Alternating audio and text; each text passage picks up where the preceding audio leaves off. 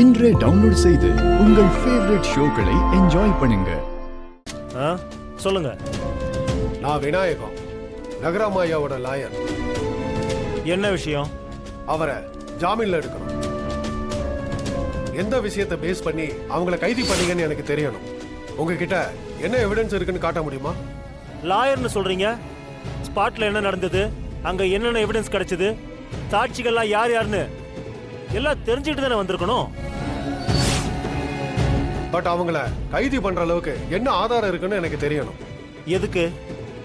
சாட்சிகளையும் ஆதாரத்தையும் கலைக்கிறதுக்கா? அதெல்லாம் கொடுக்க முடியாது. எங்களோட எவிடன்ஸை நாங்க கோர்ட்ல தான் ப்ரொடியூஸ் பண்ணுவோம். உங்க கிளைண்ட்டை நீங்க வெளியில எடுக்கணும்னா உங்களுக்கான எவிடன்ஸை நீங்க தான் கலெக்ட் பண்ணணும். அது மட்டும் இல்ல, இது சூசைட் இல்ல, மர்டரா இருக்கலாம்னு சஸ்பெக்ட் பண்றோம். அதனால ஜாமீன் கிடைக்கிறதும் கஷ்டம்தான். பட் அதை நான் சொல்ல விரும்பல. எவிடன்ஸ்லாம் என்னால காட்ட முடியாது. கிளம்புங்க. கான்ஸ்டபிள், நான் சொல்றதெல்லாம் கொஞ்சம் சீக்கிரம் எழுதுங்க. நான் என்ன சொல்ல வரேன்? இவ்வளவு நேரமா உங்க ஆளுங்க ஒவ்வொருத்தருக்கும் பதில் சொல்லிட்டு இருந்தேன். எனக்கு நிறைய வேலை இருக்கு. டிஸ்டர்ப் பண்ணாம கிளம்புங்க. நான் சொல்றதெல்லாம் எழுதி முடிச்சதுக்கு அப்புறம் மறக்காம இதை டிஎஸ்பிக்கு ஒரு மெயில் போட்டுருங்க. சரி சார், ஏதாவது பண்ணுங்க சார். கிளம்புங்க சார். சார் ஐயா, என்ன சார் இது? இன்ஸ்பெக்டர் இவ்வளவு கராரா இருக்காரு. அதான் மர்டரா இருக்கலாம்னு சந்தேகப்படுறதா சொல்றாருல, அவரு அப்படிதான் பேசுவாருங்க. அப்படின்னா அவங்கள ஜாமீன்ல எடுக்க முடியாதா? அந்த பொண்ணுக்கு ரகுராம் ஐயா கல்யாணம் பண்ணி வைக்கிறதா வாக்கு கொடுத்திருக்காரு. சீனுவும் அந்த பொண்ணும் ஒரே ரூம்ல இருந்தது. கடைசி நேரத்துல அந்த பொண்ணுக்கு பார்த்த மாப்பிளைக்கு பதிலா சீனுவே மாப்பிளையா வந்தது. அப்புறம் பொண்ணு கையில அவ கைப்படம் எழுதின லெட்டர். அப்புறம் அந்த பொண்ணோட அப்பா, புவனேஸ்வரி, ஊருக்காரங்க சில பேர், இப்படி எல்லாரும் கொடுத்திருக்கிற வாக்குமூலம் இது எல்லாமே இவங்களுக்கு எதிரா இருக்கு. அதனால ஜாமீன் கிடைக்கிறது கொஞ்சம் கஷ்டம்தான்.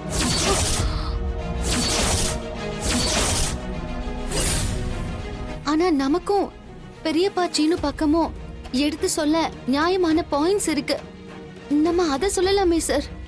இன்ஸ்பெக்டர் கிட்ட அதை சொல்லி என்ன ஆக போகுது? நாம கோர்ட்ல தான் பேச முடியும். அந்த லிங்கம் மோசமான ஆளு சார். அந்த ஆளு பேசினத நான் காதால கேட்டேன். நம்ம சொல்ற எதையுமே காது கொடுத்து கேட்கிற நிலைமையில அந்த இன்ஸ்பெக்டர் இல்ல. அப்படின்னா இன்னைக்கு அவங்கள வெளியே எடுக்க முடியாதா? எனக்கு இப்படி ஒரு சூழ்நிலை வரும்போது எந்த எல்லைக்கு வேணாலும் போய் காப்பாத்த அவரு தயாரா இருந்தாரு. எனக்காக அப்பா அவ்வளவு பண்ணாரு. ஆனா இப்ப அவருக்கு ஒண்ணுன்றப்ப என்னால எதுவுமே பண்ண முடியலையே. கையால் ஆகாதவளா நின்னுட்டு இருக்கேனே. ஆனா ஒண்ணு, அவரை வெளியே எடுக்க முடியல.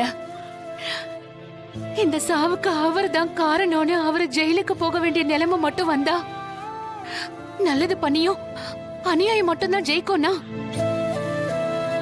அதுக்கப்புறம் நான் உயிரோட இருக்க மாட்டேன். உயிரோட இருக்க மாட்டேன். பெரியம்மா, என்ன பேச்சு இதெல்லாம்? அப்பாவை அப்படியெல்லாம் விட்டுருவோமா? நீயே தைரியத்தை இழந்துட்டா எப்படிம்மா? மச்சான் எல்லாருக்கும் நல்லதான் பண்ணிருக்காரு தங்கச்சி. இன்னைக்கு நடக்கிறதெல்லாம் வச்சு ஒரு முடிவுக்கு வராத. இந்த பழிபாவத்திலிருந்து மீண்டு கண்டிப்பா மச்சான் வெளியே வந்துருவாரு. நீ தைரியமா இரு.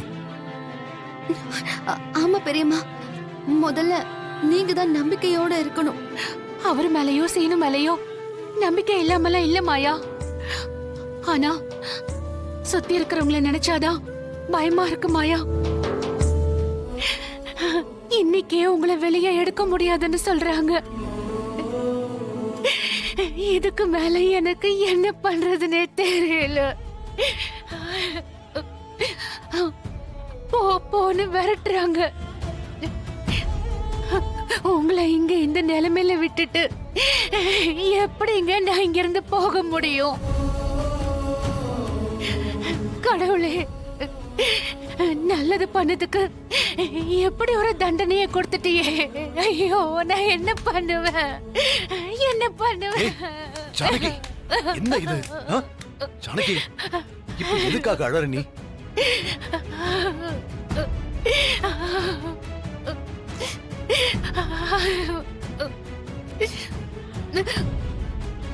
சாருவுக்கு கல்யாணம் பண்ணி வைக்கிறத என் கடமையா நான் நினைச்சேன். ஏற்பாடுகளை மனப்பூர்வமா செஞ்சேன். ஆனா அந்த பொண்ணுக்கு இப்படி ஒரு கதி வந்துருச்சு. நான் எங்களை நினைச்சு கவலைப்படல. சாருவை பறி கொடுத்துட்டோமே, அதுதான் என் மனசை போட்டு அறுக்குது. உண்மையிலேயே அவ சாவுக்கு காரணம் யாரோ அவங்களுக்கு தண்டனை கிடைக்கணும். என் மனசுல ஓடுறதெல்லாம் அது மட்டும்தான். சாருவ நினைச்சு நீங்க இவ்ளோ கவலைப்படுறீங்க. ஆனா அவங்க என்னடானா இவ்ளோ பெரிய பழிய உங்க மேல சுமத்திட்டாங்களேங்க. அது நினைச்சா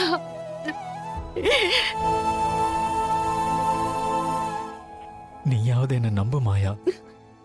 நான் இப்படி அவனை சந்தேகப்பட்டேன். எனக்கு உன்னை பத்தி தெரியும்டா. நமக்கு எதிரா ஏதோ நடக்குது. விதி வேற என்னத்த சொல்ல. ஆனா எனக்கு நம்பிக்கை இருக்கு.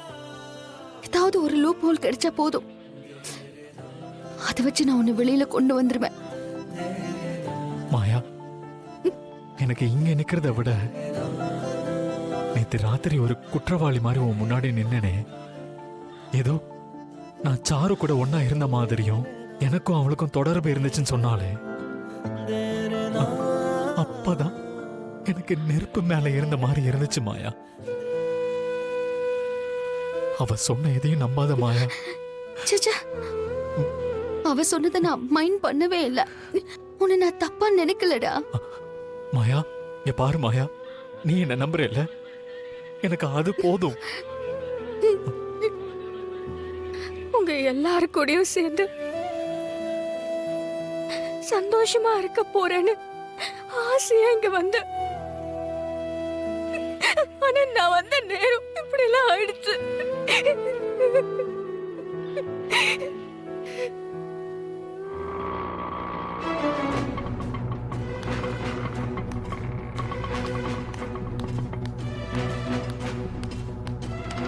ஏய், ஜாமீனா கேக்குறீங்க? ஜாமீன் இருங்கடா, வரேன்.